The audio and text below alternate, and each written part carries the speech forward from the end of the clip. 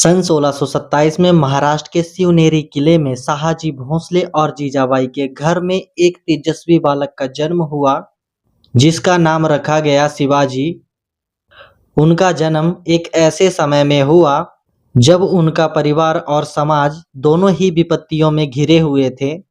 शिवाजी के पिता शाहजी भोंसले एक वीर योद्धा थे, लेकिन उनके जीवन की परिस्थितियां जटिल थी।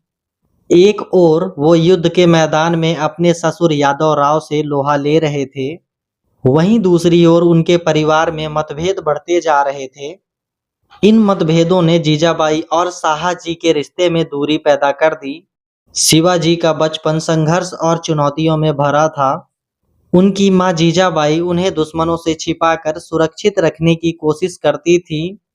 6 साल का वह बालक, जिसे आज के बच्चे खेलकूद में व्यस्त रहते हैं, वे बालक अपने जीवन और धर्म को बचाने के लिए संघर्ष कर रहा था।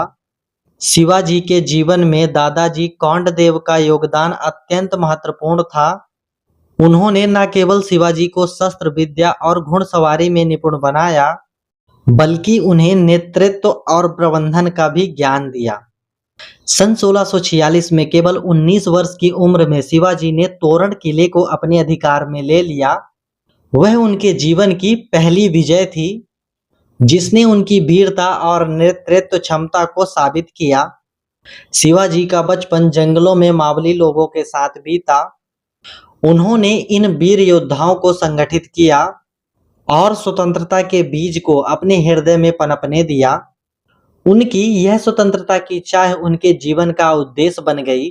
शिवाजी के मन में धर्म और स्वतंत्रता के लिए समर्पण इस कदर था, उन्होंने अपने पिता शाहजी भोंसले की इच्छा के खिलाफ जाकर भी अपने उद्देश्य को जारी रखा।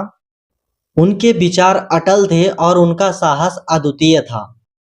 शिवाजी ने केवल चतुराई से सिंहगढ़ और अन्य किलों पर अधिकार किया, बल्कि एक मजबूत साम्राज्य की भी नींव रखी। यह सब उन्होंने बिना किसी बड़े युद्ध के किया। छत्रपति शिवाजी महाराज का बाल्यकाल हमें सिखाता है कि संघर्ष, धैर्य और सही मार्गदर्शन से असंभव को भी संभव बनाया जा सकता है। उनके जीवन से हमें प्रेरणा मिलती है कि धर्म, संस्कृति और स्वतंत्रता की रक्षा के लिए दृढ़ संकल्प आवश्यक है, बल्कि